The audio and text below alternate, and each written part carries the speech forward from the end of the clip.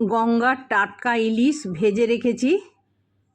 এটা জিরে বাটা, কাঁচা লঙ্কা, কালো জিরে ফোড়ন দেব। এটা বেগুন, কচি একটা বেগুন কেটে রেখেছি।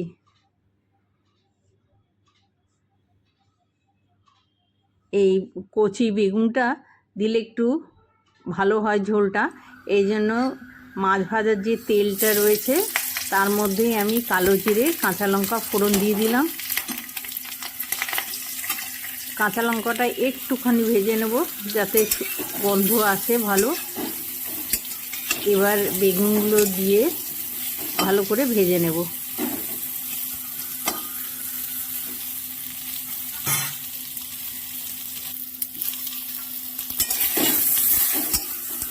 আমি তেল বিশেষ দিই না, প্রতিদিনের রান্না তো তেলটা যতটা পারি একটু কম, মশলাটাও একটু কম দিয়েই রান্না করি।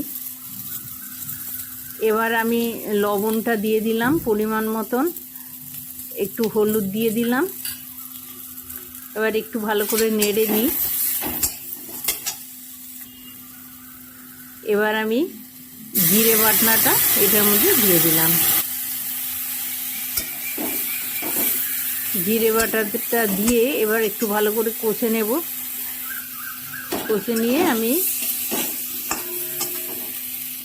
একটুখানি গরম জল করতে দিয়েছি, জলটা ঢেলে দিলাম।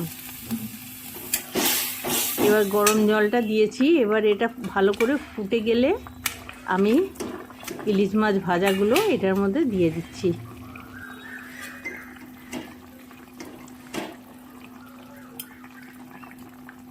ভালো করে ঝোলের মধ্যে ইলিশ মাছটা ডুবিয়ে দিই, তাহলে এটার মধ্যে মশলাটা, ঝালটা, নুনটা মাছটার মধ্যে ঢুকতে পারবে। হয়ে গেছে রান্না। এটা খেতে খুব ভালো লাগে। এটা আমি গরম গরম পরিবেশন করি গরম ভাতের সাথে।